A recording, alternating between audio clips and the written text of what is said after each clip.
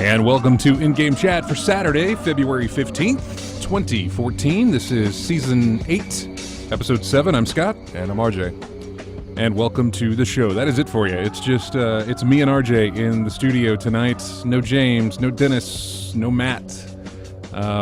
Dennis working, James working, Matt, I guess, is working. Military obligations. Military obligations? Yeah. But yeah, they all got stuff going on, folks. But me and RJ... nothing going on. We thought we'd do a show. So welcome to it.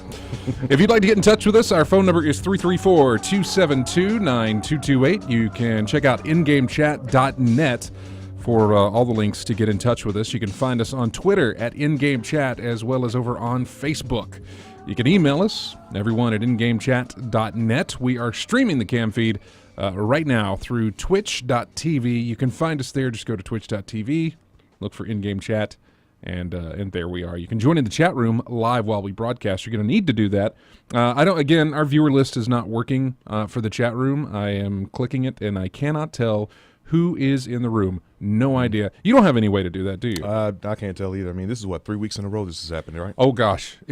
I want to say it's been longer than that. It's just, I've never had to worry about it just because, Matt's here. Yeah. And he has been able to look at the list, but I have no rundown of who's in the chat room. If you are in the chat room right now, it'd be best to, say something. Yeah, give us a roll call. So that we can see that you're in there. Nabokov fan is in there. Ghost Bear is in there. Says chat's not even working. That's going to be a bad thing because we have Titanfall beta keys to give away, and we're going to give them away in the chat room. Nathan92 is in the chat room as well. They're all waking up now. Of course, it's like a 60 seconds behind when we say something before they get it. Thank you, Twitch. But it used to not be that way, but it is now. So anyway, they're saying chat's kind of been buggy. Maybe it has. I'm not sure, but yeah, the list is not. There's Lee Khan, who is. He helped us get one of our interviews. I want to talk about the interviews that we've got coming up in the show. We've got 2 interviews coming up in the show tonight.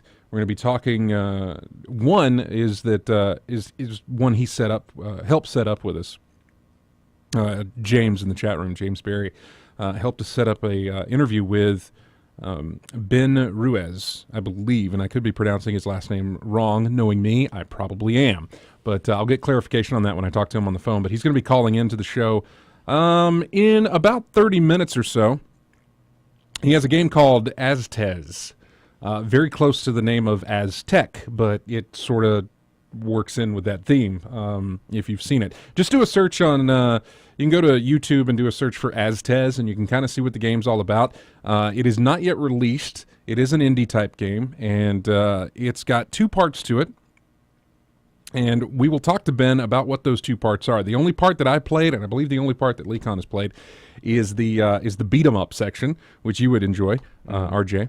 But we'll talk with him about the details of that. That is coming up in just about 30 minutes. We'll be talking with him on the show. You can send in your questions. If the chat room is working, please, dump your questions in the chat room. If you've got any, you can also call us. And we'll see how well that goes. But you can also email to him or tweet your questions to us, and talk to Ben directly and get your questions across. There it is, Aztez.com, AZTEZ.com is the website, and I think they do have a gameplay video, but there's other gameplay videos. In fact, if you go to LeeCon's Twitch page, he has an incredible run in the beat 'em up part of the game that he recorded. Got like 2 million points. I think you get like 5 minutes to do this, and he got up to like 2 million points, which is great because I haven't gotten that far yet. There's a lot of strategy built into it. There's a lot of knowing what you're doing, and I have not yet gotten to that point in my time with it. I haven't put too much time into it, a lot, because I've had a lot going on this week. We've had Aztez, of course. I had that to play. Our next interview, our second interview tonight, is with Jason Hughes from Adhesive Games. Their game Hawken is now on Steam. It's a mech shooter, and it's on Steam, and we're going to talk with him about it. Been a big fan of it for a long time. Met him at E3, and actually ran into him a couple of E3s ago, and then really ran into him for when they were pushing the game publicly.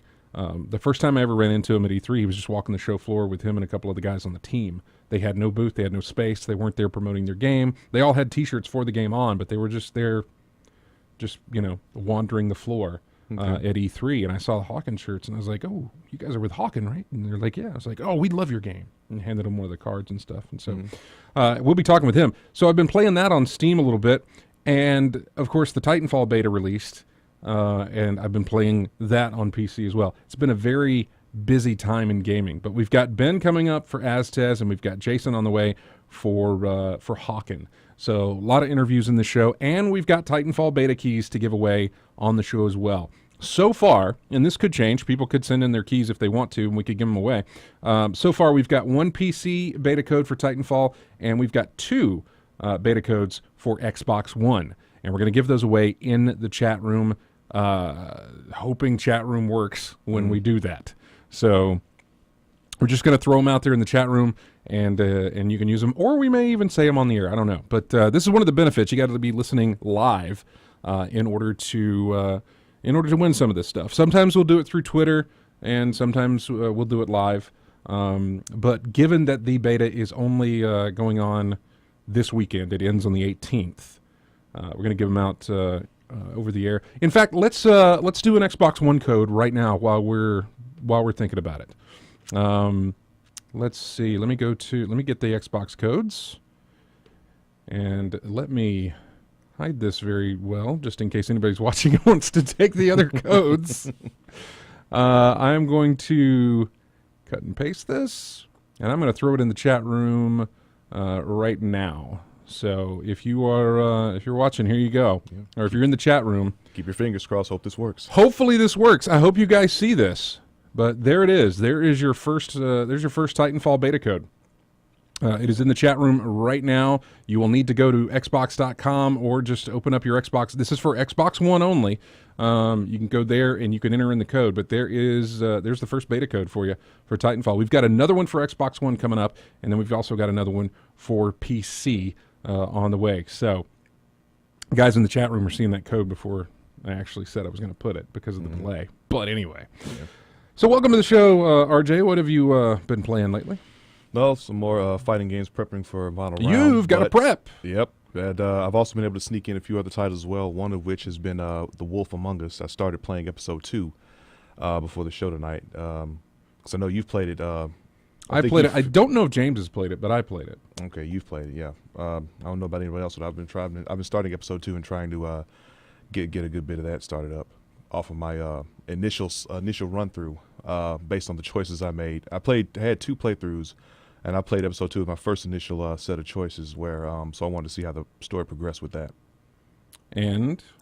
Well, I've gotten to the point where spoiler territory. I've told Holly about oh, okay. No, that's fine. Yeah. I know where you're at. You don't have to say anything more. Okay. Right. You don't have to say any more. I know exactly where you're at. But you've only gotten that far. I've gotten that far. I've told said that part. Yeah. And I know. Yeah. I'm reposting the code in case it did not go through because honestly, I've got my laptop open in front of me, and then I've got the computer over to the side that mirrors the two monitors so that you guys, so that you can see, and anybody sitting across can see the chat room, and I can see where I posted it. But you can see on the monitor that it didn't go through. It's not on the monitor. Is it on yours either? It's not running through Vortex either. I don't see it on the Vortex either. Wow. I did see Zufu's post. Hello, by the way. I did see his post, and that came in well after you posted the It did. Maybe the code didn't go through. I tried it again. Does it pop up in your chat again? No. Man, that's some strange stuff. Okay. Well, okay then. I'm gonna have to post it in the other one. Obviously that it's not working, or I'm just gonna have to log out of chat and log back in because this is being strangely odd. One of the weird things about the way this situation works is that sometimes it doesn't work, and we hate when that happens. But anyway, so you've only played Wolf Among Us, and you've been trying. What did you play again for your training? Street Fighter. Super Street Fighter 4, AE, and Soul Calibur 5. That's the two tournaments I've entered for the tournament, and I believe there's a side tournament going on for Virtual Fighter 5 Final Showdown, and I've been playing that as well. But unfortunately, I don't see any official times and times for the actual tournament, so I'm just gonna wait and see. But I know it's going to be going on as a side tournament, not an official tournament. But I'll be playing all three. Yeah, so you don't know anything. You don't know yet. There's no schedule yet. Well, we got a day. I think Soul Calibur is going to be on Friday. Street Fighter is going to be starting Saturday, but Sunday's reserved for the top 8 in all the tournaments. So the best players get to play that day for the finals. Wow! And how many are going from this area? I know me and about 6 other folks are going together as a group. Some others may come as well, but if they are, I haven't met them yet. But we'll see each other at the venue. Well, we want to talk more about that and what you're going through for the training. When is this again? It's going to be March 14th to the 16th. Okay. You won't be here for the show. We're going to hopefully have you call in and give us a rundown. I'm going to try and post this again. Says Twitch. Debacle says Twitch is just as bad. Yeah, Twitch is being bad. I just tried to post it again. Did it not go through? No. This is great. All right, here you go. We're going to do it live. This will be great. This is just going to be a bunch of random numbers and letters, but hopefully you'll get these, and we'll just give it out over the air like this. Here is your code. It's a lot, so get ready to write it down or be entering. I'll go as slow as I possibly can without it being annoying. KWJ6G MX2RH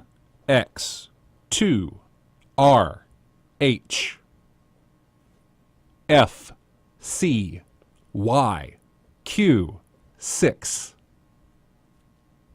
MHJKD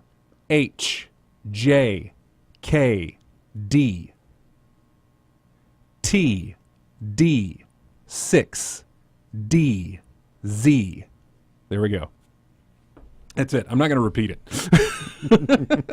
I'm not going to repeat it. If it didn't go through, and hopefully somebody, if you're in the chat room and you do actually get it and activate it and stuff, please let us know who it was that got it. If you're in the chat room, if you're just listening to the stream and weren't in the chat room and got lucky that way, then congratulations.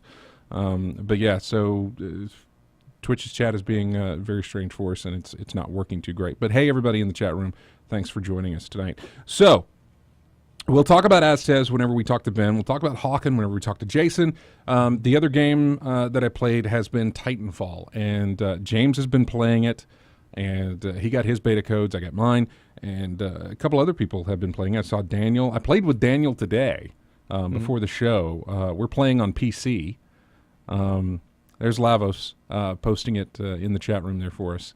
Much obliged, sir. So thank you very much. Hopefully somebody gets it. If you do, let us know.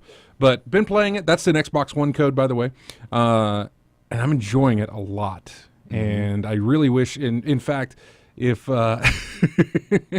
if any of you have been playing it as well and want to call in with your opinions and your thoughts on Titanfall, you can give us a call, 334-272-9228. I've enjoyed it. It's been really good, and I have not had.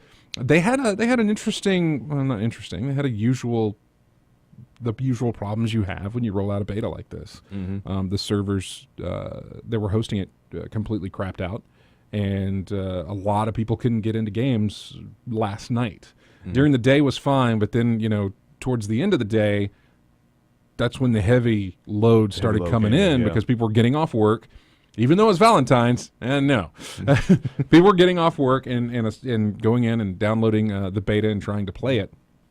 And so the servers were having issues on both Xbox One and on PC.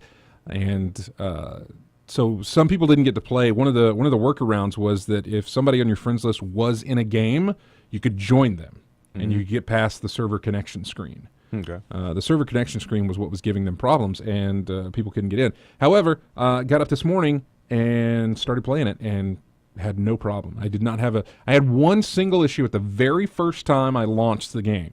I launched it.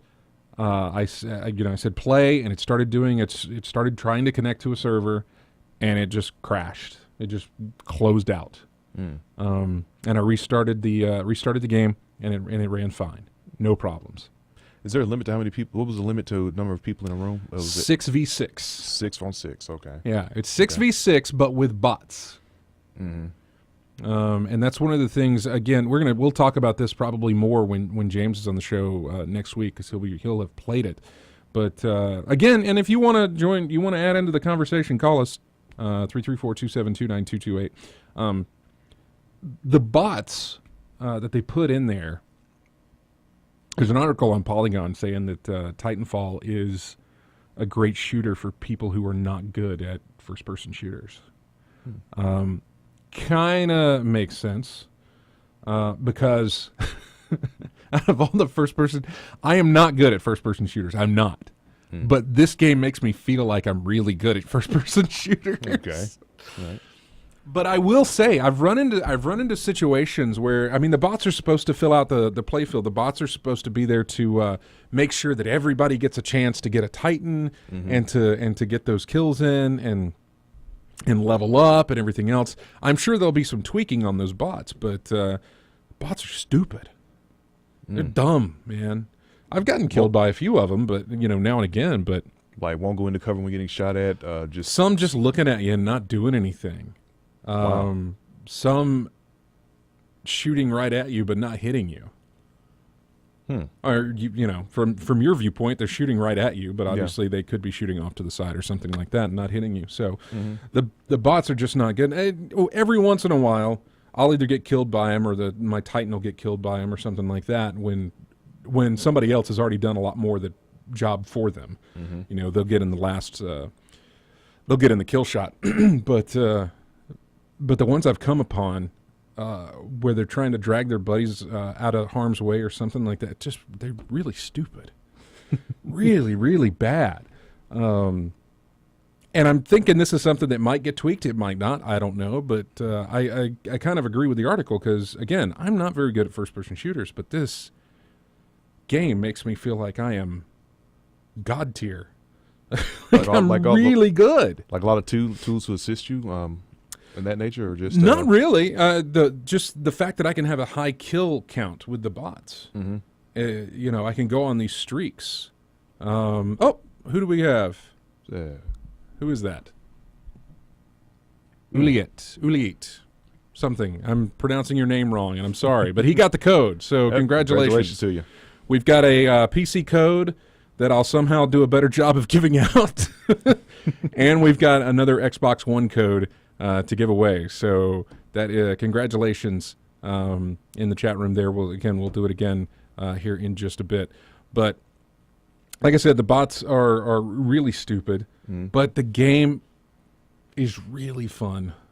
Maybe it's because the bots are stupid. I don't know.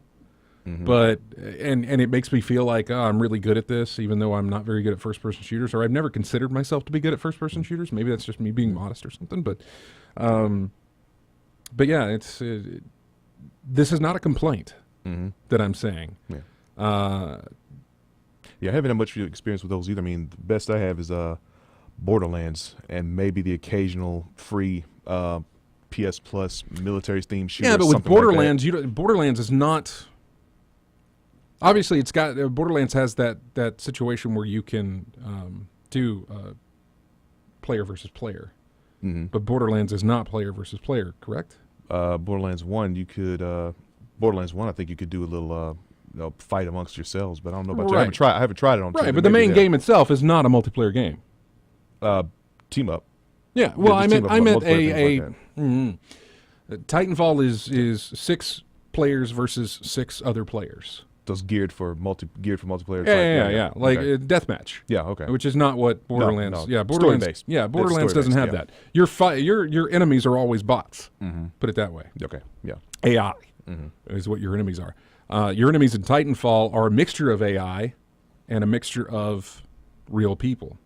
What they call them are there's pilots and there's grunts. And so they reference that in the game itself. They let you know pilots are dangerous because those are real people. Grunts are not. Taking out grunts doesn't do much for you as far as level progression and as far as getting time cut off your Titan build before you can actually drop the Titan. But it does, kind of get that flow going of like streak here, boom, boom, boom, and just kind of get your senses going. Okay. And I've that's it can be good or bad in that sense. How you take it. Some people want just nothing but human players, and some people are okay with the way it's working. Currently, I'm fine. It's just a beta, and obviously, I'd need more time to put into it to go further with it and to get an idea of, is it helping, is it hurting, does it even matter? Yeah, is what I'm saying. So I'm not sure. Anyway, phone call there. Sorry. So that's what it's been like for me playing the Titanfall beta. But man, it's just been a lot of fun. Just before the show, I had Kurt from Colony of Gamers, and I also had Daniel as well. I played with Nick from Co-Optimus. Played with quite a few people, and the friends list is working okay. I can't get my mic to work for some reason in the game, and I need to go into Origin and see if I can figure out how that's all configured, because I'm not exactly sure if I'm doing that right or not. And I could be, I may not. I'm not sure, but I'll have to get that figured out. But it's been fun. I've been playing with friends. We've all been having a blast. I really haven't seen anybody have any negativity to say about it. And if James was here, I'm not saying he would have negativity, but he would probably be a little bit more non-glossed over with the newness of it. Yeah. You also got to look at something. Here's a game to play. It's in beta form. But here's a game to play that everybody is highly anticipating coming out in a sea of having nothing to do. Right. So you got your beta code, and you've either got your PC or you got your Xbox One, and you go out there and play it, and because it's new and because you really have nothing else going on, you put your time into it. And because you're putting your time into it, you're getting acclimated and having a lot of fun with it. So it'll be interesting when the game releases. And I'm still not sure which way I'm going. I'm still not sure if I'm going PC or Xbox One with it. I'm guessing when you have the most friends with. I'm guessing because, like you said, it's a multiplayer. It's set up to be multiplayer, right? So the one you have the most contacts with, I guess that's when you want to go with. Yeah. Zufu says there is just the right amount of action without being too overwhelming. Now I can see why Microsoft wants to lock down this series. This is the new Call of Duty with a yearly release, very likely. So, and that's quite possible. That's very possible as to what it could be for Microsoft. I don't think they did lock it down, though. I believe the reports that we heard was that Titanfall is a Microsoft exclusive, or at least for the console side of things. Yeah. But you've got it on PC, and you can only play it on Xbox One and on the Xbox 360 at a later date. But it will not be coming to the PlayStation 4. However, I believe that only is for Titanfall. That does not extend to Titanfall 2. That does not extend to anything other than Titanfall. That's it. Just this first game.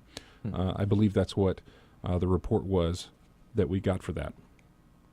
So, Very interesting, very fun to play, and like I said, we've got beta codes. We'll be giving more out coming up in the show, so stick around for those. We've got another PC one and another Xbox One beta code. It only goes on until the 18th, so you've got until then to play it. I will say this.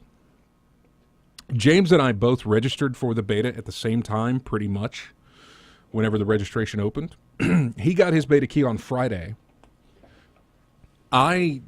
The keys that I got, you'll notice that I had 2 Xbox Ones and 1 PC. Well, that's because I had 2 PCs and I used one for myself. Mm-hmm. But that was given to me from EA. Those codes were given to me from EA. The ones that I registered for on the site have still not. I still haven't gotten into the beta legitimately that way. Okay. Those have not come in yet. They're still sending out codes. So if you happen to do it and haven't gotten your code, you might still be getting it. I don't know, but I still haven't gotten mine yet. So who knows where that's going to go.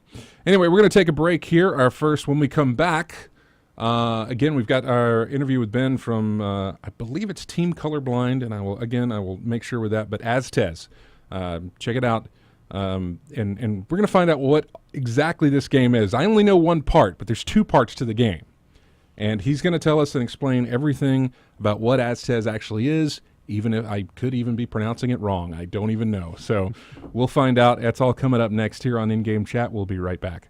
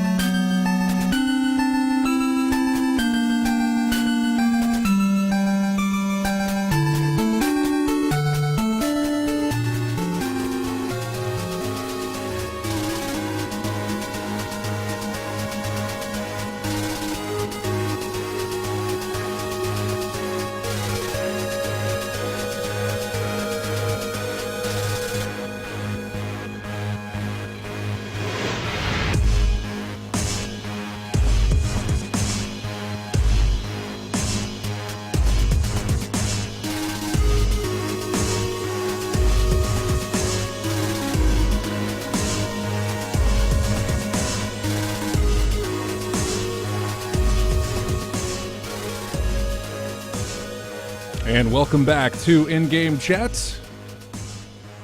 Don't forget to check out ingamechat.net. You can find out all the ways you can get in touch with us. Like I said, we're streaming right now over at twitch.tv. You can head over there and look for In-Game Chat and find us broadcasting live. And, of course, welcome to the show. In fact, I got the chat room seemingly working now, so I'm going to try and get a quick rundown of everybody who is joining us live in the chat room. Cavalier UK. Lavos is in there. Digital Hughes, that is Jason from Adhesive Games, who will be joining us in the next hour to talk about Hawken. Got Ghost Bear in there, also Kill Jack, Multile, Nabokov fan, Nathan92, Quiet Hype is also in the chat room. Seer Leecon, who helped us set up this interview we're about to have, and also Stufu, Tactus59, Uliet is in there. I'm screwing that name up. And Zufu also in the chat room. Welcome, everybody, in the chat room. Thank you guys for joining us live. Another Titanfall beta key coming up for our giveaway a little bit later on, so stick around for that. But right now we're going to the phones. We're going to talk to Ben Ruiz. Did I get that right? Yeah, you sure did. All right. He doesn't care, actually. It's just like as long as they're saying it. Ben is from Team Colorblind. They are the makers of a game called Aztez. And you've worked on other games, though. I saw your resume of stuff, man. You got a lot of things under your belt. Yeah, I've been going at it for a while. Actually, I went to school for it, graduated in 2005, and ever since then I've been working on at least a couple games every year. So, where did you go to school for it? I went to the Art Institute of Phoenix. I was actually born and raised here, so there was a game production program that I went to, and yeah, like I said, since then I've just been trying to kill it. How many years you been doing that? About 8 or 9 at this point. Yeah. All right. Well, what got you interested? What got you involved in that?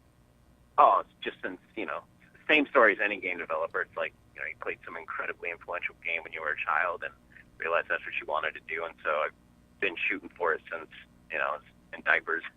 Is there any game that sticks out for you that you remember as being one of those that kind of turned you towards wanting to do your own? Oh, yeah, absolutely. Like, 2 games mostly stick out to me.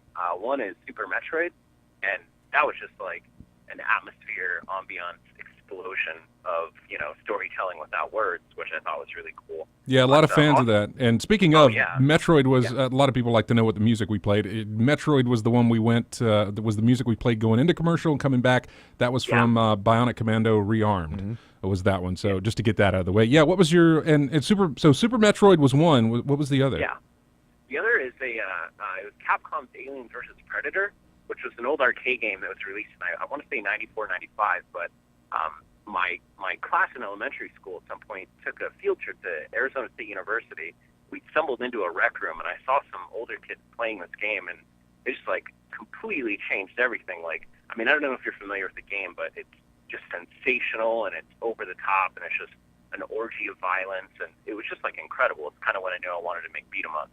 Was that the game? Now you're talking. It was an arcade, and I'm not sure, but was this the game that had one of the original PC releases? Was it based off of that arcade game? No, I don't think it ever had anything to do with PC. It was based off the Street Fighter Alpha arcade hardware. I don't think it really made it to any consoles or anything. But there's been 100 AVP games, so it gets kind of confusing as soon as you start thinking about it. I think it was a Capcom side scroller. Kind of like Final Fight. For sure. Oh, yeah, exactly. Yeah, I think it was years later, and it was way more advanced and incredible, and just full of secrets. And it was amazing. Mm-hmm. Well, those 2 games got it for you. One of the games that you have on your resume of games that you've worked on is a game that we talked about. We didn't go very in depth to it. We stumbled upon it. This is years ago too. I say it's years ago. My memory's not very good, but it feels like it was years ago. But we stumbled upon it, and the name was just one of those things where it's like, we got to see what this is. And it was it was Off-Road Velociraptor Safari. Yep. Yeah, that was awesome. Yeah, that's because that was when I was still with Flashbang, and that was 5 or 6 of us at the time, and that was probably the most popular thing we ever did. People love it to death, and we actually still have leaderboards still up on blurs.com where we ended up hosting it, and people still play it to this day. It's insane. What year was that?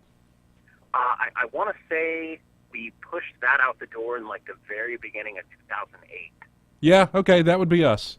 Yeah, that would be that would go back. That would fit in line with where my memory was thinking that we were talking about this game. So yeah, it was definitely a couple years ago. But yeah, we had a blast making that, and like I said, people are still rocking it every single day. It's amazing. Well, tell us about Aztez, because I played. Apparently, there are 2 parts to this game, and me and James Barry, by the way, Lecon, me and him have only played. We've only played 1 part. Right. So unfortunately, we haven't really been able to show off the other half because we've kind of trashed it and started from scratch a couple different times, but it's finally getting there. But the idea has been the same the whole time, and I can totally talk about it. But the gist is that when you start a new game, you're going to be looking at this huge map of the Aztec Empire about 100 years before the Spanish show up, and it's essentially a board game. And so you're going to be going back and forth between making decisions and thinking about stuff and having these real-time action game segments. And that's kind of the concept of the game. So what is the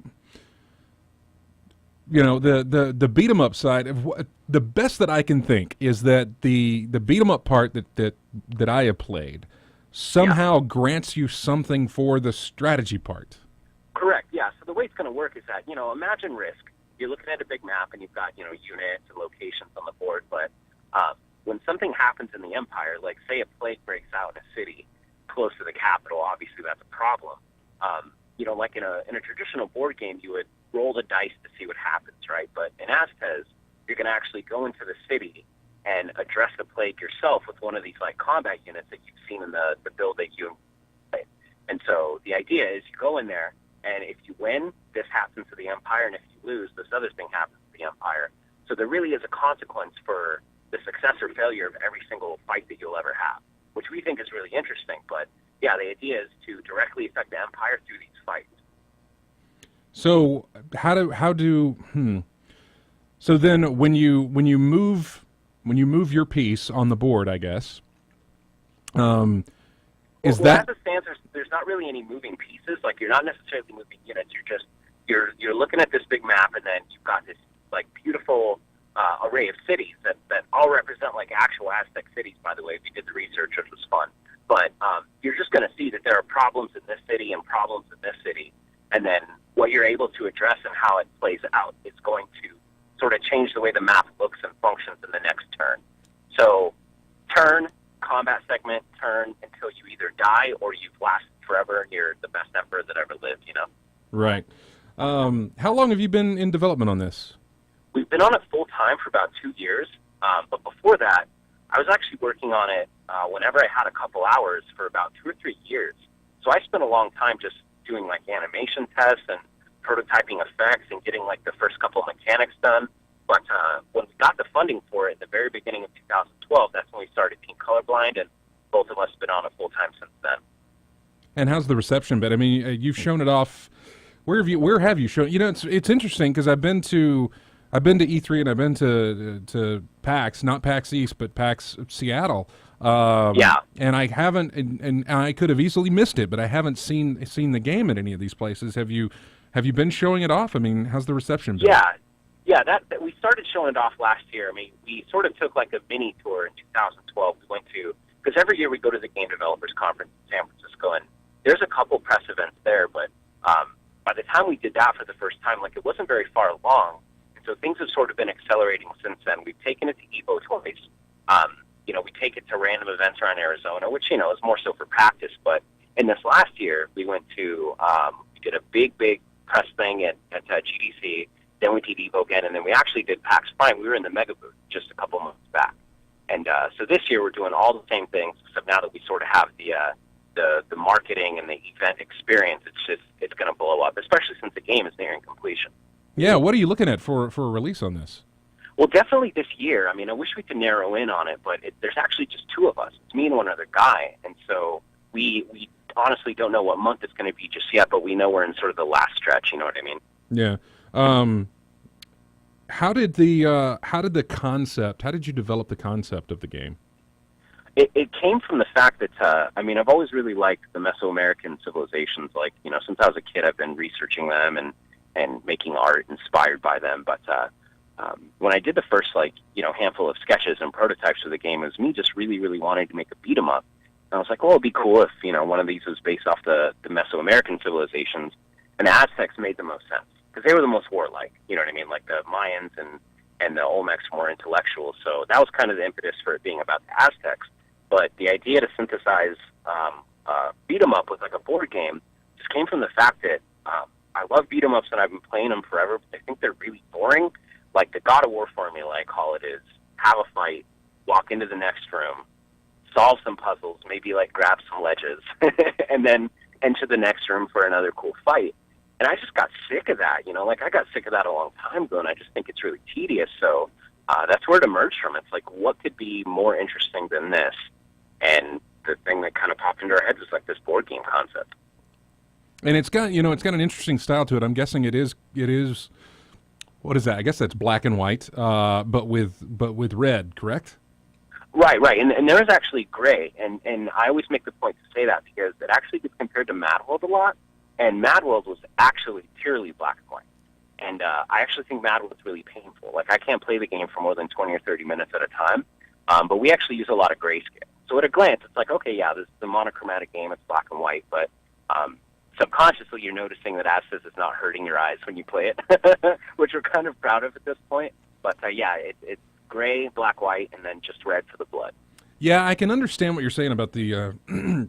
Well, I can understand the comparisons to, was it Mad World? Oh yeah, totally. Yeah, I absolutely get it. Yeah, I can understand the comparisons. However, I can understand what you're saying about having problems while playing it. That world in Mad World was so detailed, but it was all black and white. Yeah, it was beautiful, but it was so rough. I mean, it was really hard to tell. It was really hard to get like a depth perception. You know what I mean? Yeah, that's Everything true. was black and white. There was no distance fog. There was no distinguishing what was close to you with what was far. And I'm not the only person who think it hurts. I've heard a ton of people say that. You know? Yeah, no, that's exactly true. Something I didn't really consider or think about. I believe I actually did play that game a little bit. I don't have a Wii anymore, but I did play that game when it released, but I didn't get very far into it. It was one of those things. It was one of the only games that I actually ever played on my Wii because I just I don't put a lot of time into that thing. But anyway, this is a PC release for Aztez? Yeah, definitely. We're going to do, we're making the game in Unity, so doing it on PC, Mac, and Linux is going to be very easy. That's the baseline plan, and it'll come out on Steam. But we're also actually approved for Xbox One and PS4. Are you? So, yeah. So those are on the docket, too. That's great. But, and we don't know at this point if it's going to be a simultaneous launch, but either way, we're definitely coming out for the PC and the two main consoles. So. Wow, that'll be great. Do you know any idea on on a price maybe? Yeah, we're looking at probably $15. It might go to 20 if we're able to squeeze in everything that we're trying to push in, but most likely 15. And what do you expect people to get as far as time out of the game? I mean, how many levels or how many stages? How big is it? That sort of thing. Well, I guess the best way to phrase it is it's really about the amount of events there are. So there's a location, and you played the build. You saw that the level in the game is really just kind of like a small arena, right? And that's actually the way all the environments are in the game, because we don't really have any platforming. We don't really have any reason to make them more expansive. So the game is going to offer like 30 to 40 of these different locations, mostly just for scenery change. But yeah, like I said, like levels in Aztez are events. So it's like, I mentioned earlier, a plague is one type of event. It's like, this is the thing that could happen, and the goal of the combat event is to kill all the sick villagers. But maybe in this other event, you're protecting an ally, or maybe in this other event, you're like, cutting apart some thieves who are trying to steal from the emperor. So we're really just trying to pack in like as many of these events as we possibly can, hundreds if possible. So, are you looking at any kind of multiplayer or co-op? Not for the initial release. What we're kind of hoping to happen is that if it does well enough and, we get a little bit of a cash injection from it, we'd love to keep building content for it and then do like a co-op or something like that, But yeah, for this initial release, it's not going to make sense for us. Now, did you guys go through any funding for any like Kickstarter or anything like that to fund this? Or No, actually, our funding story is really interesting. I was pulling my hair out about it for a couple months because, I was saying earlier, like I'd been working on it in the evenings for a couple years, and I was just dying to make it happen. But not being able to offer people money is kind of an issue when you're trying to start a team. And so we looked at all of our options, and I'd looked at everything from like venture capital to Kickstarter to indie fund. And what actually ended up happening for us is we approached a friend of ours who had made his own wealth making his own games, and the money that we'd asked for, like I said, there's just two of us on the team. The money we'd asked for is very low comparatively, and this person gave us the whole nut. They struck up a deal with us, and, we signed a couple simple contracts, and we got completely privately invested by a game developer that believes in us. Wow, congratulations on that, man. Yeah, thank you. I feel lucky about it every single day. Man, that's awesome. God, that is great. Yeah. Would you have gone a Kickstarter way had it not happened? Would you have done something like that, or? Honestly, I would have done everything until something worked. Right. That's looking on it now. I'm just like, I would have done whatever it would have taken. I would have sold cocaine in other countries that are scary. No, I did, but you know what I'm saying. Like, I didn't care. I would have gotten there eventually. No, that's great, and it's great that you have that determination, that passion to get something that you've worked on out there and done, and to get it in the hands of players. Is there any way? Will it come with a demo? Will there be a way for people to play this before it releases, or not before it releases, but before they buy it? That's a good question. We're not totally sure yet. So, I mean, since we're approved for Steam, we've got a couple options. Like, we're technically capable of doing early access. We could do open beta. We could do closed beta. It really just kind of depends on what ends up making the most sense. I mean, I hate to say it, but the thing that we might end up doing is not offering a demo, but only because we've learned that when people see the game in motion, they freak out. And so we might not need a demo. You know what I mean? But again, like, nothing set in stone, I don't know. But we'll do whatever makes the most sense. Oh, so you mean freak out as in they freak out and enjoy what they're seeing, not freak out? In a good way, okay, yeah. Gotcha. Absolutely. Yeah. There's a couple of ways that could go. People see it and freak out and don't want to buy it. And you never. That is true. Yeah, you don't want that to happen, but that's good. And also, I could be wrong in my thinking of this, but Oculus Rift support? Yeah. So we backed it when it was up on Kickstarter, and we backed it to the level where we got a prototype. And so we received it actually in like the first batch, which was, kind of left out there. But since it's Unity, it was like a 5-minute implementation. It was drag and drop. And so we had something going in Aztez like, a week after the first kit shipped, and it took us 10 minutes to do it. It ended up being so cool that we've kept it in ever since, and we've taken it to trade shows, and people love it. Since it was so easy, we figured, might as well ship with it, It isn't. Is it in the build that I have? No, it's not. Yeah, but if you have access to an Oculus Rift, I will send it to you. I do, actually. I do have. Yeah, absolutely. Yeah, I did not get in on the initial backing of the Oculus Rift, and I hated it because I met with one PAX a couple of PAXes ago.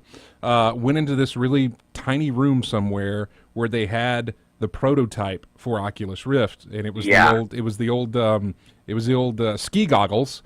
Right. With all that attachment to it. I took some pictures of it, but they were showing off Doom, and I got to see that how that worked, and really was kicking myself after that for not backing the Rift, and I hated that. Right. And I just kept seeing demo after demo, and you kept hearing game announcement after game announcement, Rift support, and I was like, God. And somebody on GAF, NeoGAF, was selling their prototype, and I said I will take it. So nice. Yeah, so we got one.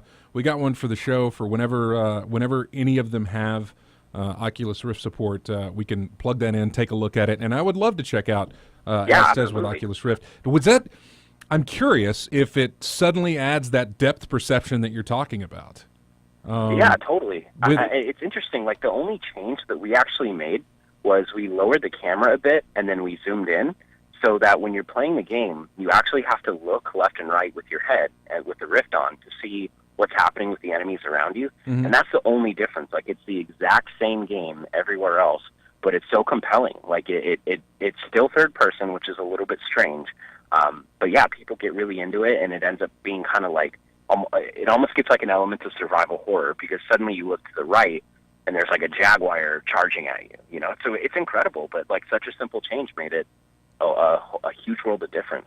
No, that's great. I really support that. I love the Rift. In fact, the guy that we're talking to in the next segment, his game Hawken also has Oculus Rift support. And one of the really cool things about that is you sit down in the cockpit of your mech, and before, you'd use your mouse to look left and right. You wouldn't look left and right within the cockpit. Your mech would move that way. But when you're in the mech itself, your head movements is individual of the machine itself. So if you want to see, awesome, right? So you can look around the cockpit. You will not you won't look around the field of battle. You'll look around the cockpit. So you can look behind you, and they've got what a mech pilot would put behind him in his cockpit. That sounds awesome. So yeah, it's completely. It's so, and this is what I love about the Rift: the immersion that you can get out of it.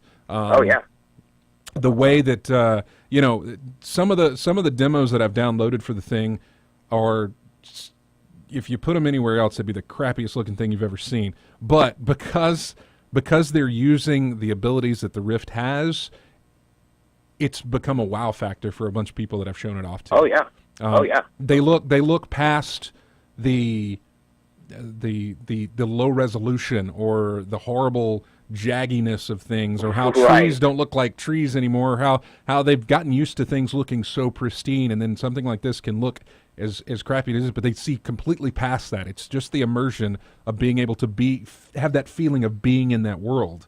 Yeah, it's incredible. That's doing it for him. So it's really great, and it's really something. So, so there's only two of you. Who is the other person that is on the team with you? The other guy's named Matthew Wegner, and he was actually my old boss at Flashbang. So I met him a long time ago when I was still going to school. At the time, he was running the local IGDA meetings, which were like, the International Game Developers Association. And so I'd gone to one of these meetings as a student, and I met him, and, we got along. And then a couple years later, he's like, hey, we're starting this new phase in Flashbang's history. We're going to work on this crazy game, Off-Road Velociraptor Safari, come work for us. And I just finished the game at the previous employer, and it was perfect timing. And I ended up being there for the next 4 or 5 years. And, we get along really well, where we complement each other, technically in a very, very cool way. It's very yin and yang, and so he's been my friend for a really long time, and, we have a great work relationship. Yeah, I just wanted to give him, a shout-out as well, because, everybody is important who's on the team. Especially when you have a small team working on something that can be this big for the career of that team. So absolutely. I think it's great, and it's a great game. I enjoy it, and one of the best things I love about these Unity games, we've had a few people who have built in Unity on the show. Jamie Fristrom, I believe, who did Energy Hook. Yeah. One of the cool things about these Unity games is that when you send me builds, they're the easiest thing in the world. Right. They're the easiest thing. You have the menu that comes up, and it's like, hey, would you like to play? You want your graphics to be real, all these things of how you want it to look, and then the resolution, and then you just click play. It's hardly an install process whatsoever. It just works, and you get some of the longest hours and the most fun out of some of these games that are built with Unity. So it's really great. What is I know it's early to say, but are you guys looking to the future as far as what you're going to do next? Honestly, at this point, we cannot. I don't even think we have the mental bandwidth to comprehend time. I mean, I know that if we do okay and we make enough money to hire a friend or two, I would love to get some of my buddies that I went to school with and get something bigger going. I mean, I'd still like to keep making beat-em-ups. Just because, that's my thing, and I love them, and I'm sort of good at them. But with Matthew, I'm not totally sure. I mean, he's capable of a lot, and he's capable of working for a lot for an hour of his time. So it's kind of a crapshoot with him. But, I would definitely like to just keep making bigger and better games. Yeah. What's the last game that you played that is not your own? I just finally tried Valve's Dota this week, after all the time that it's been out, and having never played a previous entry. I didn't even play the original Warcraft 3 mod, but I'm loving it. There's a crazy variety there and a depth, and I've been throwing myself at it for a couple hours at a time this last week, every evening. It's always interesting to talk to developers and say, hey, what's the last game you played that wasn't yours? And they usually pull, because you guys are so busy with your own thing. Right. Usually the game that people pull out is something that's about a year or two old. I just got around to playing this. We have to go back and remember what that was. And for you guys, it's brand new, just now happening. So, but anyway, you guys are doing great work. Is there any kind of thing you want to promote or let people know where they can go? I mean, I know there's websites and the Twitter accounts and that sort of thing that you can throw out there for people to go and learn more about the game or to follow your progress. Yeah. The information hub is just Aztez.com. I mean, it's got a link to all of our social media outlets. It's got a link to the blog. It's got the trailer there, all the information on the game. But it also has our emails, and I encourage people, whenever they have questions or are curious about anything, just email us. We'll get it that day. We'll probably respond that day. But, all the information about us or the game, Aztez.com for sure. I noticed that on your Twitter, on Aztez Twitter, you guys were answering questions. From the Ask folks. One of the questions that was asked was how you felt about the whole Flappy Bird situation. Yep, that's true. I knew someone was going to ask about it. And I thought, well, I didn't get a chance to read, and of course Twitter doesn't really allow you to, expand upon an answer. Right. But I'd love to know what you guys think about that situation. Yeah, so Matthew and I were actually pretty frustrated with the whole thing because we call it the cloning brigade. You know, it's like you've got these influential indies who get very, very, very upset about cloning, and sometimes it's legitimate. You know, like what happened with Flambeer and Ridiculous Fishing. Like that was a legitimate instance of a harmful clone, and we draw a line. You know, there's these harmful clones which cannibalize other games, and then you've got things like Flappy Bird, which aren't hurting anything. You know, it's like it's just another extension in this like long-lived genre of games. It's as old as computers. Mm-hmm. And but the cloning brigade doesn't really seem to have like they don't seem to have a line to them. It's all the same harmful, bad, scary thing. And what was frustrating the most about the whole thing is that when he finally throwing in the towel, some of these indies were internet. That was not cool. Like that was way harsh. And we're just like, whoa.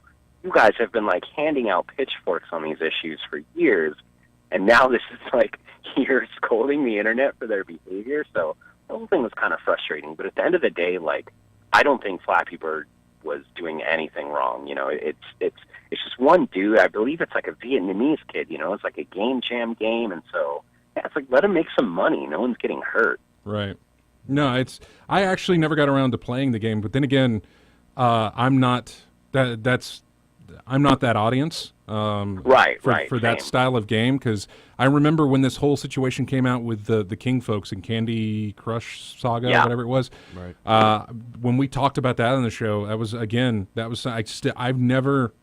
The only time I knew Candy Crush exists, but the first time I ever saw any pictures of it were in news articles about this whole situation with copyright law. That was the first time, because it's not my thing. It's just, and so I didn't know really what was going on, and I didn't know that was so huge, such a big thing, as big as it was. Right. And apparently Flappy was the same situation.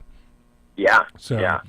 But we appreciate you being on the show, Ben. Thank you so much for doing this, and thanks to Leecon, who's in the chat room there, for helping us out with this interview and making it happen. So I appreciate it. Oh, man, we appreciate it. Thank you so much for being on the show. Don't forget to check out, what is Aztez.com?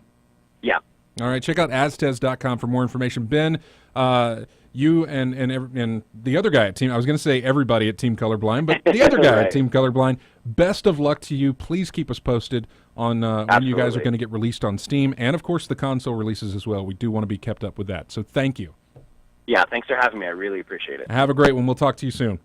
Yeah, you too. Bye-bye. All right, we got to take a break. When we come back, we're going to have Jason Hughes from Adhesive Games. He's going to be on the show, and we'll be talking about Hawken. You can submit your questions in the chat room, and if you have any for him. And, of course, we've also got those Titanfall beta keys to give away, one for Xbox One and another one for PC. That is all coming up in the next hour of In-Game Chat. We will be right back. Here is music from Portal 2.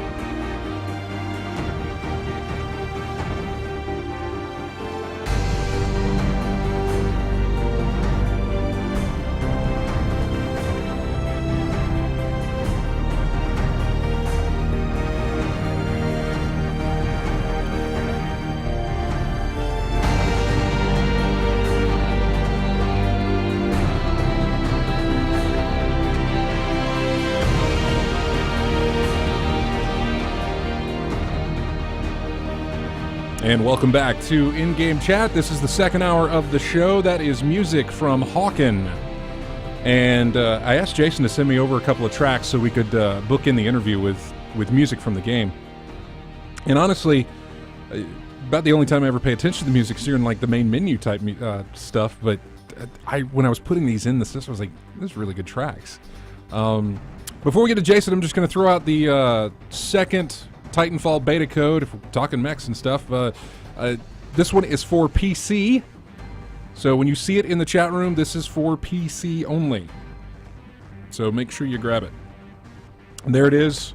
I believe it's out there now, so everybody can get to it. Let's go to the phones and talk to Jason Hughes from Adhesive Games. Jason, are you there with us? I am here. Can you hear me okay? I can hear you fine. I'm going to turn you up a little bit so everybody can hear you. Thank you so much for being on the show. This has kind of been a long time coming, actually. It has.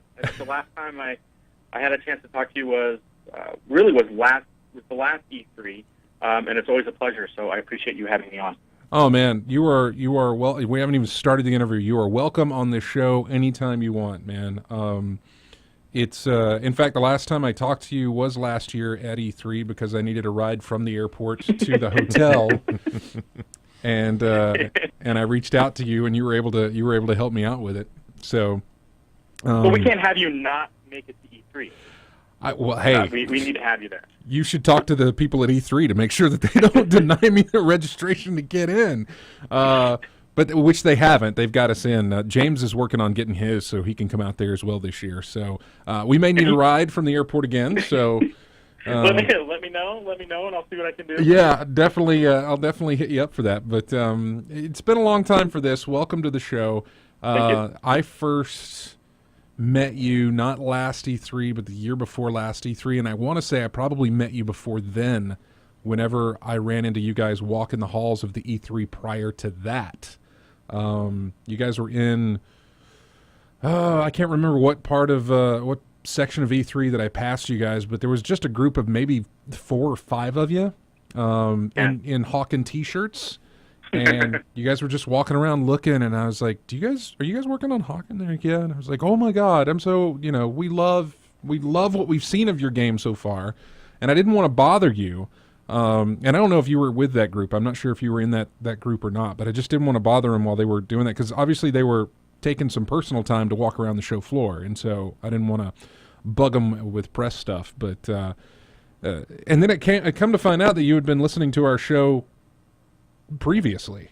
Yes. Before I even met you, you had been listening to the show. I've been listening to the show, and it was actually really funny because when we started talking, like at E3, it's nothing but 24-hour, it seems, just talking with people and interviews, and it was very funny because our PR person said, okay, I've got Scott here to talk to you. Like, oh yeah, hi. So we started talking, and I didn't recognize the name at first, and I didn't recognize you visually because I'd just been listening to the podcast. I'd just been listening to the show, and then as soon as your voice started, I knew who it was. So it was about I believe halfway through the discussion, I started laughing. I said, look, I got to tell you, like, I've been listening to the show. I know who you are. Exactly.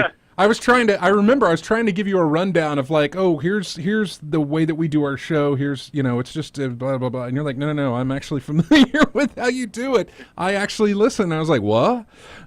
Seriously, it's one of those moments that surprises us when, honestly, if we're a fan or not, just any developer who's out there making games says, "Oh no, I do listen to your show." It's one of those. It's one of those big surprises. It's even more so when you're a fan of what they do, because then all of a sudden, I remember telling James this, and he's like, "Did we say anything bad about their game?" He's like, have we ever said anything bad? And I was like, that's the first thing I thought too. I don't think so. I think we praised it because we haven't played it yet. But we've been nothing but interested and liking what Hawken does.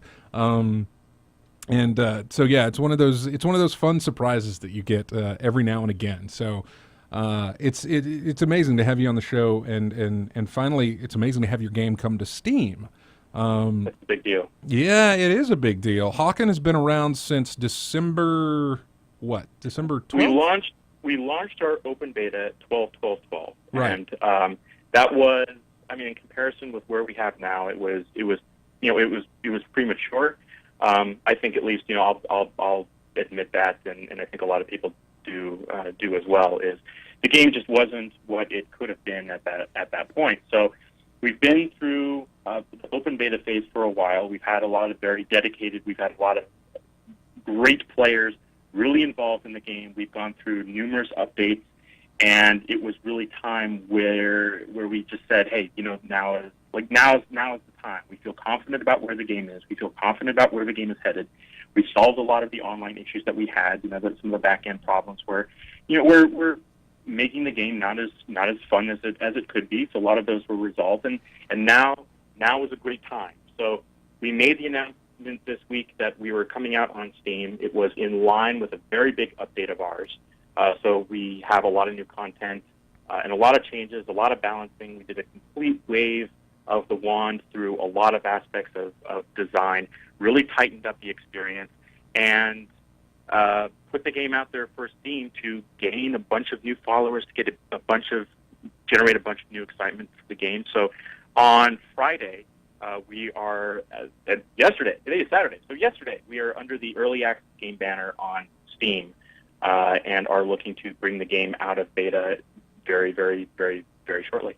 Now, you're under the Early Access banner of Steam, but normally the way Early Access seems to work is that you pay the $20 or you pay the full price of the game, and then you get all the updates, you get everything, and then when the game actually finally releases, you don't have to pay, or it's usually at a discount of what the game's going to be when it finally releases. But you're a free-to-play game, so right.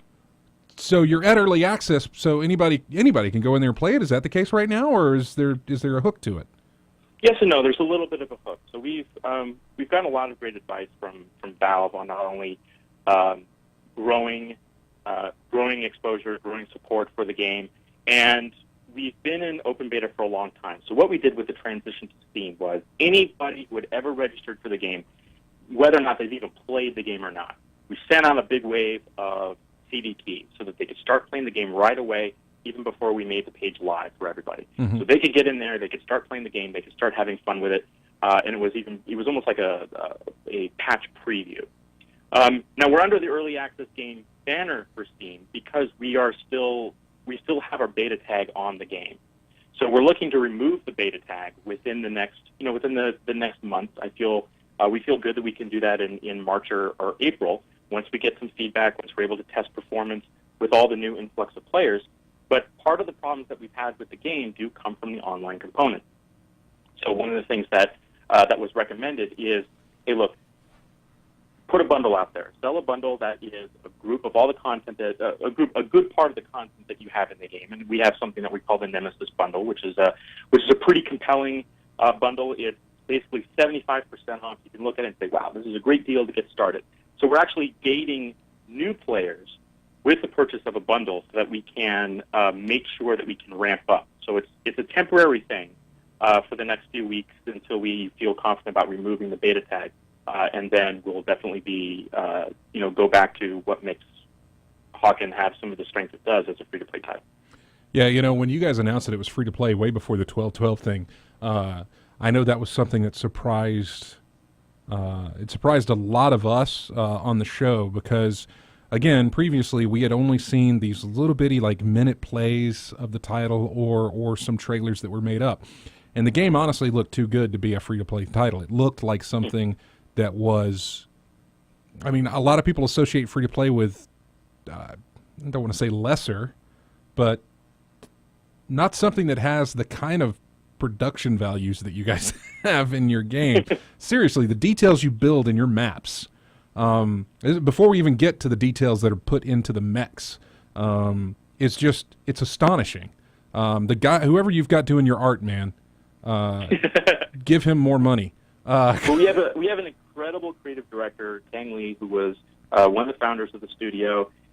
He's an incredible artist on his own right. So everything with the game basically has some sort of visual hands-on. He's had quite the career as well, working on actually in the film industry before he started doing a lot of stuff for games. Hawken is not the the first time he went into the games. But he's actually he's a teacher at Art Center. Young little guy too. It makes me crazy. Young little talented guy running around, just doing amazing things. So he's worked on a lot of big budget movies before as a concept artist. He's an amazing painter. So a lot of what makes the game what it is directly a result of his impact. What? How many people at Adhesive now? Off the top of my head, about 18 or 19 people at the moment. That's still kind of small for as big as you guys. I mean, for as big as you guys are about to be, and for as big as that game is, that's kind of a small team. It is a small team. We have another team in Seattle who is handling a lot of the publishing responsibilities and a lot of the back end work. So, as an entire company, we are larger than those 18 people. But us here in Southern California, we do the work on the client and we try to drive the game. And heck, we're at it every day. I have a very patient and loving fiance. This is not the best industry in the world for those who don't have patient, loving people in their lives who are who are okay with losing their loved ones for 50, 60, 70 hours a week every single week. So we work really hard, but we have a lot of good support to put in those hours and that effort. And not only that, but the feedback we've gotten in the fans. Hawken has a really good fan base. And not only the feedback we've gotten, but just the encouragement and the excitement that's generated over the title.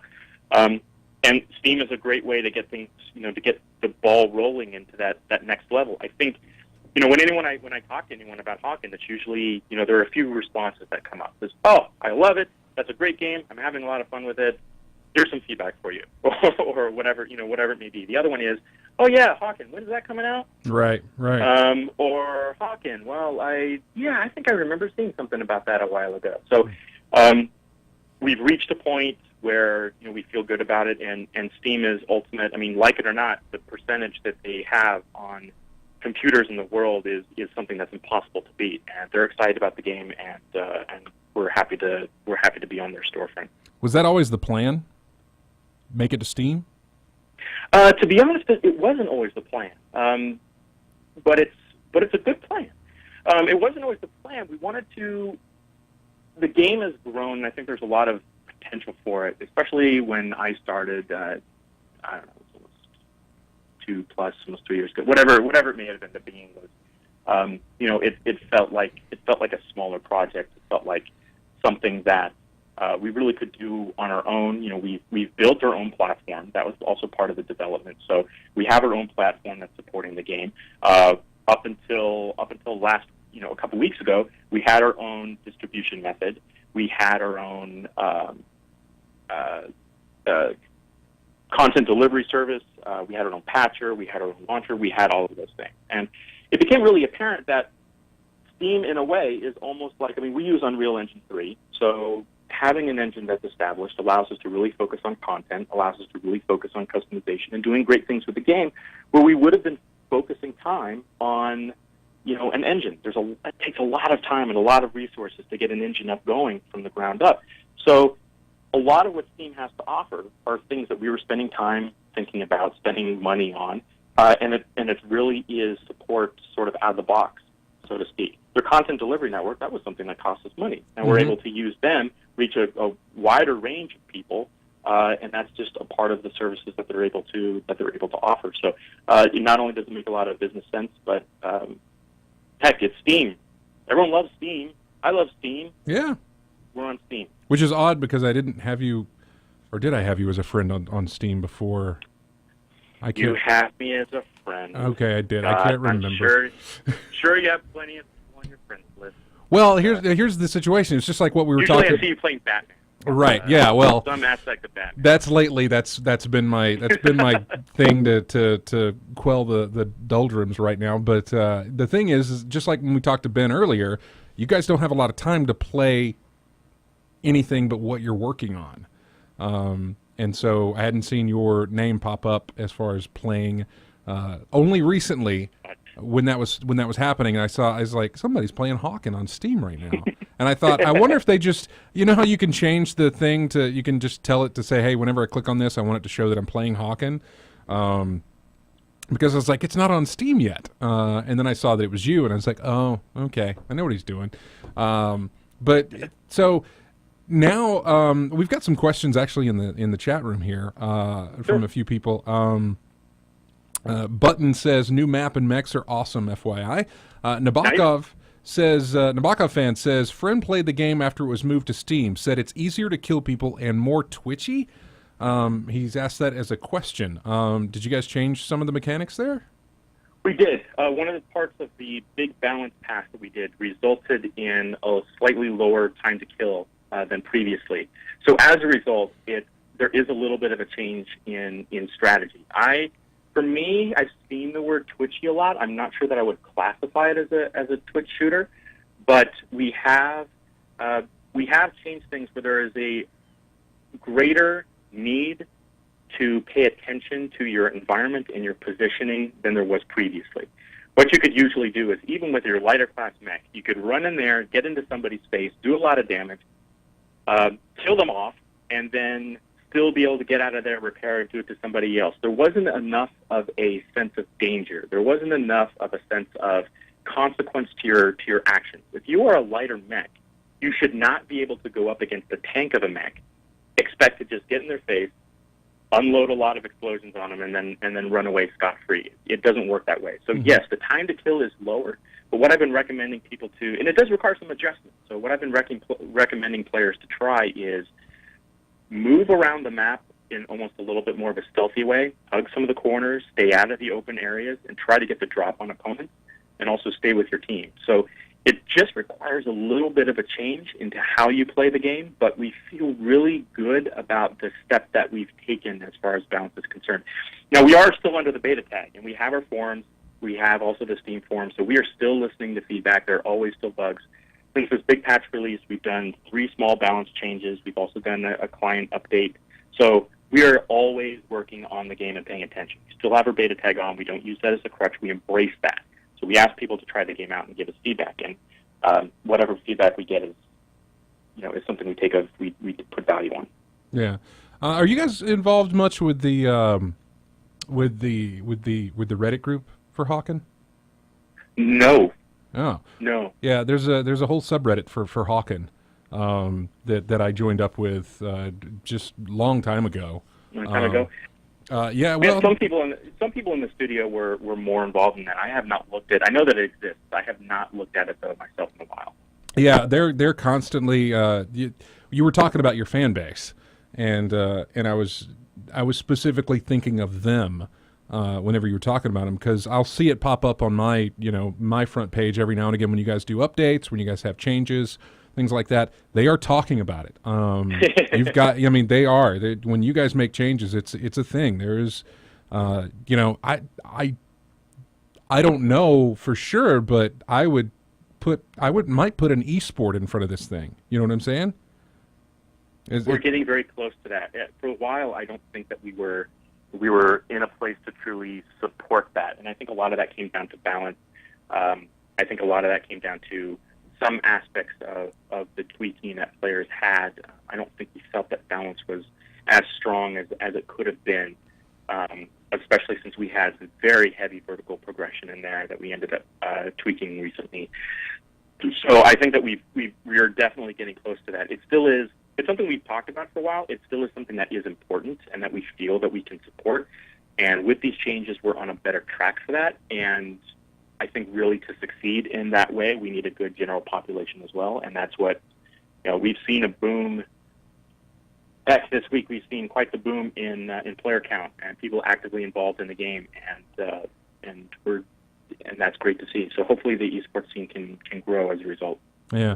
Back to the chat room here. Have 2 differing opinions. Button says the sniper classes in Hawken are overpowered right now, but Nabokov says, I love to play the sniper class. Are there any plans for boosting that?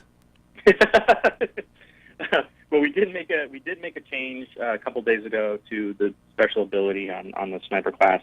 That's tricky. It's always that's always going to be a tricky one, because you want someone who plays that kind of class, their goal is to stay back. So you need to be able to give them the strength to succeed at that. But at the same time, if you land a shot, it has to be painful. But with the gameplay it's really easy to pick other people off. Well, I will say is we're still paying attention to that.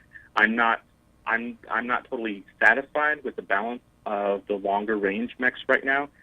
But we're figuring out the best way to address that. So that's still something that we plan on tweaking. I know it's either too strong or too weak, right? But we're not totally happy with it quite yet, so we're still going to be fine with that. Yeah. Button also asks, what is your opinion on TTK, Time to Kill? It took me, I will be honest, it took me a while to get used to it. The first time we started trying that out and going to that direction, it was a little bit of a shock to the system for not only me and to a lot of people at the studio. Now, I always feel that the game does feel like Hawken, so it is a little bit more punishing if you make a mistake. That is without question. But it took me a while to adjust, and now I actually really like it, because I feel that if I do a really poor job and if I die a lot, it's my own fault. So every time I die, I think, maybe how can I avoid that situation next time? So I did not like it at first. That is my official opinion on that. I did not like it at first. I was very hesitant. But as the more time that I spent with it, it feels better. It feels better to me, and I've had many more exciting matches as a result. Now, this is interesting and something I don't think I've ever asked a developer for, or a developer before. So we do our own show here, and I'll go back and I'll listen to it and I'll think, hey, we should probably tighten this up. We should probably change that. But it's only my opinion, right? I don't, who's to say that this is not something that's, I want to take this music out and add this music in. Who's to say that some of these listeners really, really enjoy that piece of music and don't want that to go away, want to use that? When you're playing the game yourself and you're just not getting the kills in that you want, is that you looking at it saying, maybe I should look into this and figure out what's going on? Or does the change have to come from piles and piles of data? It's a mix. It depends on what it is. We always want the game to be fun. We don't want it to be painful. We don't want it to be punishing. But at the same time, there should be times when you lose and you do stupid things. So I have to look at it from a very particular standpoint. I have to look at it, from a user. I have so many hours in the game, and I've been playing it for years. So my perspective is one thing. That is not a new user perspective. That is not a veteran perspective. It is simply my perspective. But we also have to do what's right for the game. So it can be tricky. It depends on what it is. There are sometimes I'll play and I'm like, wow, this seems really broken, or what is it about this that does not feel right? And sometimes it's not something on the surface that ends up being the problem. Maybe it's something that's 2 layers down or 3 layers down that's more of a core of what needs to be changed. So part of my job is I try not to react or have a knee-jerk reaction to anything. It is more of, okay, if this doesn't seem right, or if this seems broken, or if we're getting a lot of feedback about this particular thing, why is that? Why is that a problem? Why is that the feedback? Is it that they don't like this, or they don't like this? Is it, maybe it's not maybe it's not this that's actually the problem. Maybe over here, this is the core of the problem, and it's just impacting all these other things. So, games development is very complicated. There are a lot of different systems that can touch one single aspect of gameplay. So, for me, it becomes getting down to the core of why people like it, and at some point, it does come down to an opinion. Well, do you like this better, or do you like red, or do you like blue? There's no real good answer for that. Yeah. But there are some things where there are yes or no instead of just an opinion. So, we have a great community manager. He's really patient. It's his job to be out there and really be speaking with everybody as much as possible. And there's always going to be a lot of opinions, and we look at all of them. We address them. We process them, assign priority to them, and wait and base it on how we're feeling about things as well. So I can't say there's like a yes or no, because it really depends on what the issue is. But we look at all aspects: forums, feedback, our own personal experiences. I encourage everyone, go play Friday night. Last night I said, go play this weekend. Go play, engage with people on live, because a lot of times that's where bugs show up. Yeah. And and part of why we use the beta tag. I know I'm kind of rambling on about this, but the thing is, when we play the game, 18 or 19 of us, there's only so much that we're able to find. There's only so much that we're able to experience. Even if we did nothing but play the game solid for a week straight, if all of us did nothing but play the game for a week straight, all it takes is for us to release a new patch for like 2 hours. And everyone who jumps on that patch for 2 hours has already maxed, has already surpassed the amount of time on that patch that we could have put in ourselves. Oh, of course, yeah. So that's part of why listening to feedback is so important for something we just can't see ourselves. Yeah, another question that Bakov had, and I'm not exactly sure if there's even an answer for this or if it even has an effect, but he says, how much does Titanfall success affect Hawken? I think they are two completely different games. Right. We are a first-person mech free-to-play shooter. I think we have a very unique art style. We have a unique game experience with some of our mechanics, the dodge and the fuel and the items and all that stuff. That being said, Titanfall also looks awesome to me. It looks like a game that looks like a game I would want to play. But I think there is a space for both. I know some people that have worked on that project, and I wish them all the best. I think it's going to be an awesome project, and I think it's going to do really, really, really well. But I don't actually think they're going to do bad. They're not going to do bad at all. They're going to do great, and their scale of success, I think, will be independent of whatever we can bring to the market. Yeah, yeah. One of the things that I got to try out, one of the things that was first announced even before you guys hit beta back on 12/12/12, was the Oculus Rift support, and I finally at E3, or am I thinking PAX? I'm thinking PAX. It may have been PAX. Yeah, PAX. I finally got to witness Hawken with the Oculus Rift. That was bloody amazing, man. That was just the two demos they had were a race car one, and then they had Hawken. And Hawken allowed you were in the mech, obviously, but Hawken allowed you to kind of go vertical, whereas the race car thing did not. But you could go vertical with the hover stuff, and it was. And I was talking to Ben about this before we got with you, but the immersion factor of how the Rift is independent of the mech's movement. Mm-hmm. It is. I mean, you're free to do a complete 360 inside the cockpit of your mech, not moving the mech around, but you're moving the pilot, basically, within the mech. And I thought, man, that's the first thing I did, man, when I put it on. And I sent you a text after I got done. I was like, I just experienced your game with the Rift. And the first thing I did was look behind me. That's the first thing. I looked up, saw the cockpit, all the details that you guys obviously had to.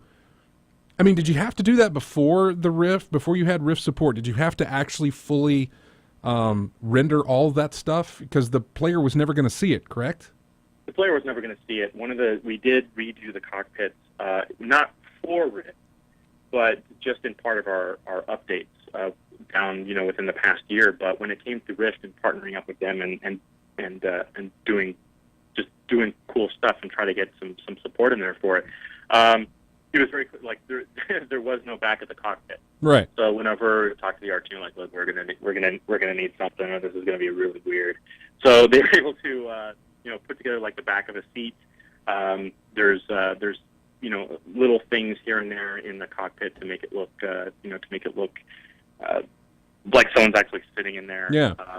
So yeah, it was just a little bit of extra bit that we put on on the back there to at least give some immersive experience. And also with the new cockpit, it's very funny. There actually is a lot of depth to what people see. It isn't just a 2D plane that we put on top of it. It actually is rendered. So we have like on the right hand side there are the item panels. The item panels are have these things that flip up and come down. There's actually depth to that. So if you're looking at it through the Rift, you can actually see depth behind that. You can look behind them, and to anyone else it looks flat. But if you have a Rift on, the cockpit in particular looks there's a whole life to that thing. I didn't check, but is that already implemented? Is that implemented in the Steam build? I guess that's what that's called. It is.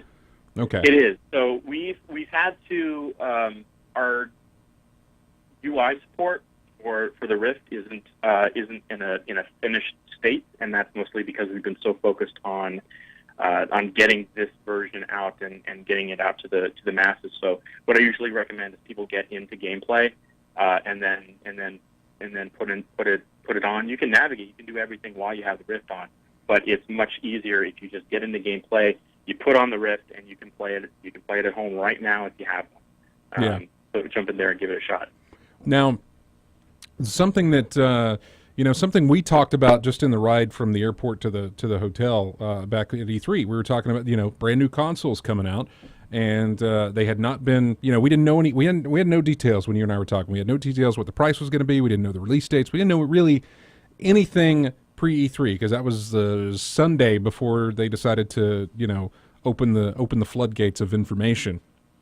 And me and James had talked about this on the show before and previous before I had brought it to your attention that Sony was doing a ton of stuff with free-to-play games.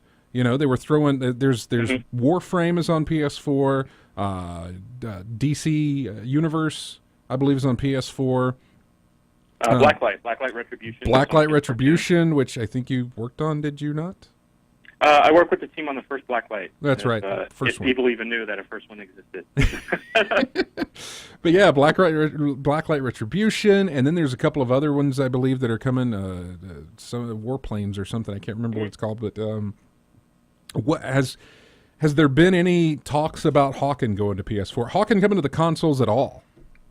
There has been some talk on it. There's obviously a lot of interest in it, and a lot of us working on the game. We've been in the industry for a while. I've been in it over 10 years myself, so I have quite a few friends all over the place, and they're actually very interested in having the game on the platform. I have a good friend who's on the Sony team and keeps pinging me all the time. Hey, how about Hawken on PS4? Wouldn't that be great? So they want you. Yes, I know. So yes, it's the thing is it comes down to resources. So right. if the people we have right now, if we spend 100% of our time just getting the PC to where it is right now, we don't have the ability to focus on anything else. Right. Get asked about consoles a lot.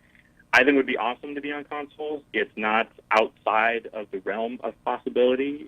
I would never say no to something like that. It's just not something that we have the bandwidth for right now. Or the immediate interest. But it is not out of the question. We've never said consoles are an impossibility. Yeah, it's a completely legitimate answer saying that you've only got 18 people on your team right now, and you just got to Steam, or at least are just about to release to Steam, and that's going to open up a whole world of not only new players, but probably some problems that you may not have expected, and maybe some bugs popping up here and there, which is why you're still under beta, obviously. Right. But 18 people to fix that. No point in throwing consoles into the mix and trying to really... you want to talk about an industry that you need to have patience with family members and stuff. It's not just family members. It's the health and well-being of the people working on the games themselves that have some tough time, especially with some of the people that I've talked to. And I think we talked about this last week about some of the hours that you guys as developers put in to these things, where it's exhaustive work. It is. People get sick from it, and by sick I mean literally you get your immune system shuts down because of the lack of sleep and how much time you're putting into this thing. So I can completely understand why. Hey, we're not at consoles yet, but we're also not saying no either. So right. And trust me, the consoles just happened, so there's plenty of time to get yourself over there before the next set gets released. But you want to talk about your audience. I mean, you went from going to playhawken.com, which I assume is still available, to download the client to play the game. But now you're on Steam. That's going to open up a huge audience. And then you ever get to the console side of things, good God, man, the door is gonna blow wide open for that whenever it happens. And you guys are gonna be huge. You're gonna need more than 18 people working on the game at that point. But I mean, that's a good problem to have. I will take that. Oh, totally.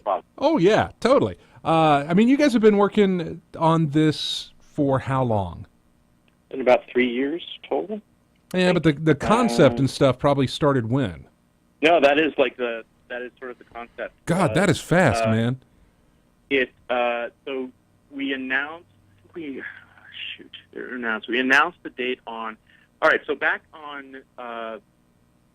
Let's go Wayback Machine to. What is it? Let's say October of 2011. Okay. That was when we started talking about the date, and ultimately what the game was at that point was 5 or 6 maps. It was unoptimized. There was no mech customization. We had a handful of weapons. There was no front end. That was basically it. There was no store. There was no online component. There was nothing. But what was how did the decision become to say, hey, we're going to make a first-person shooter and we're going to make a mechs? Where was that decision made? So that was about a year before that. And the funny thing is, a lot of it, I mean, it was sort of artistically driven. A lot of the guys, now I wasn't there with the founders. There was 4 guys who had known each other for a while, who had been working on other projects. I'm sure some of the people have heard of Project Offset. It was a project at Intel. Yeah. And that's where a lot of those guys knew each other. So after that it was a project that was acquired by Intel. It was used to show off some of their hardware, but ultimately that hardware ended up not going anywhere. The project got canceled, and they decided, whoa, now what are we going to do? So the element of a lot of the core decisions of the game were made based on resources. So let's see. Well, we've only got a handful of guys. Single player takes up way too much stuff because you need to put a lot of unique stuff. But let's make it multiplayer. Mm-hmm. Fantasy, there's too much unique stuff, and we were just doing that. We'll make it sort of not too distant future sci-fi because we can build a lot of stuff fast with that. Mechs, well, we love mechs. We love, we're talking about some of the faster mechs, and it's just a huge passion of that. Well, let's try that. So a lot of those very early decisions were driven not only by resources, but just, mechs are cool, let's make one. And that's sort of where the start really ended up happening. Yeah. Well, we've hit the end of the interview time here, but I do want to ask just a couple more questions.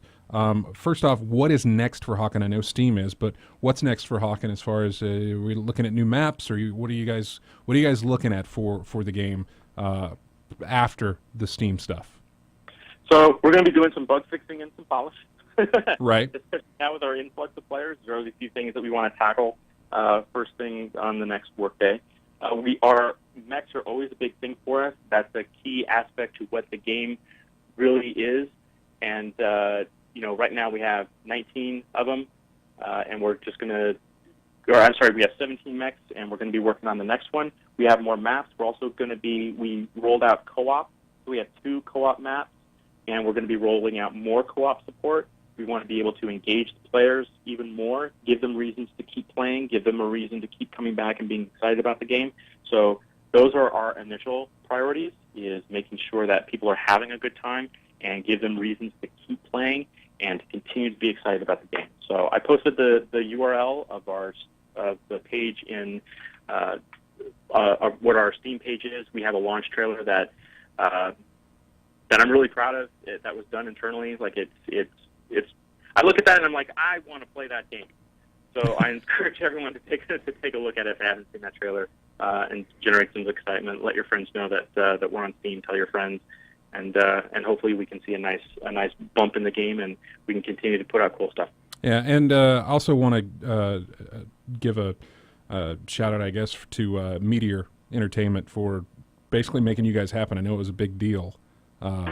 Whenever they jumped in and got you out there, it was one of those things where it's like, that's just like when we were talking to Ben. Had that investor not come through with the money there, he'd have found some way to do it, but it would have been a lot tougher for him. So for those guys to come in and say that we believe in this and we're going to put it out there and we're going to make it happen. So very grateful to them for that as well. What's next for Adhesive? After all this Hawken stuff, after all the mech stuff, are you guys just going to stick to this for? I mean, clearly you're gonna branch out. Maybe. What are you going to do? What's next? There's a lot of talent at the studio, and we have some other projects in mind. We have a potential next project that might seem a little bit of a departure, but we'll see what comes to that. Right now, Hawken, but I don't think any of us wants to be we don't want to be just the Hawken guys. There's other stuff that we can do, but that's coming up in the future. All right. Well, Jason, thank you so much for being on the show. Again, you are welcome back anytime you want to, and I will probably be hitting you up in the next couple of months for a ride from the airport if I can't find one. We'll see how that goes. But thank you so much for being on the show, man. Who composed the music for Hawken? Who did that? This is how tight we are. So his name is Shadi McGlosky. He not only does the music, he does all the audio for the game, and he does all the UI. Holy crap! His music is awesome, man. We're about to play. We're about to play the next track called "How to Win a War" as we leave here, and it is one of my favorites. So anyway, thank you again for being on the show, man. You got it. Thank you so much. I'll talk to you soon, Scott. All right, have a good one. We'll talk to you later. Thanks, everyone. Bye-bye. Bye. All right, that was Jason Hughes from Adhesive Games. The game is Hawken. It is on Steam and will be open to the public very, very soon, or at least early access. We'll have our last code giveaway coming up. Again, here's music from Hawken. We will be right back with more of In-Game Chat.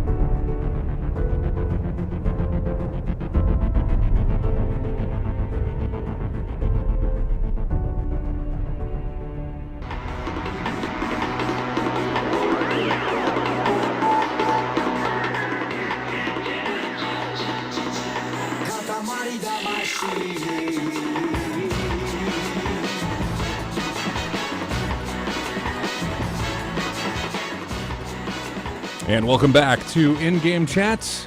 We got a few minutes left in the show, and of course we've got one more of the codes for Titanfall left. This is an Xbox One code, so if you have an Xbox One, get ready to enter in the code and maybe get in on the Titanfall beta. It is a fun game, so definitely check it out. You've got until the 18th to get into the beta. The beta registration's closed, but man, codes have been going out everywhere. People have tons of codes just going around. It's pretty easy to get one. You just kind of have to be looking around the forums. Somebody on the Colony of Gamers forum was giving away a couple of Xbox One codes.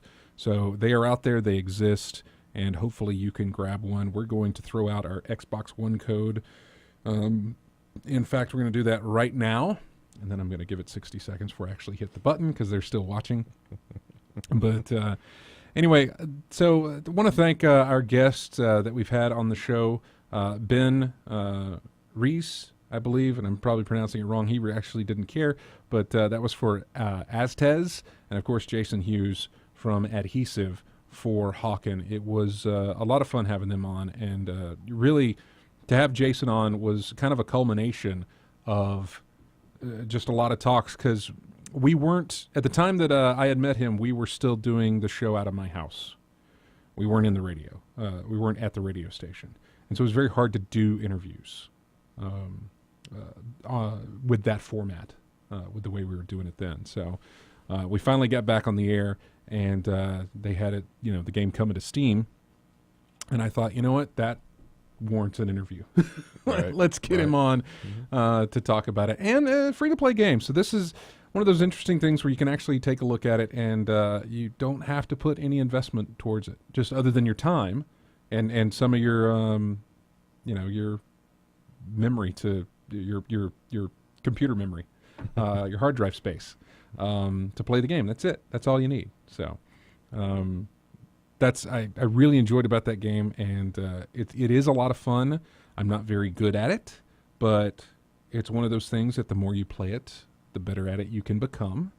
So put some time into it, and it's great. So I want to thank them for being on the show, and Jason, again, thanks for that. All the best out to the guys at Adhesive for doing what they're doing. I know they're putting in a ton of time, so we do appreciate what they do to bring Hawken to the players.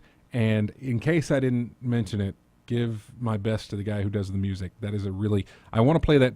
I'm going to save that track for when we do our next music show, the one that we played going out. I want to save that because that is a really, really good piece of music, and it's really great. So anyway, that is going to do it for us on the show. So thanks everybody who has joined in. RJ, you'll be here next week with us, right? Yes, I will. James will be back next week.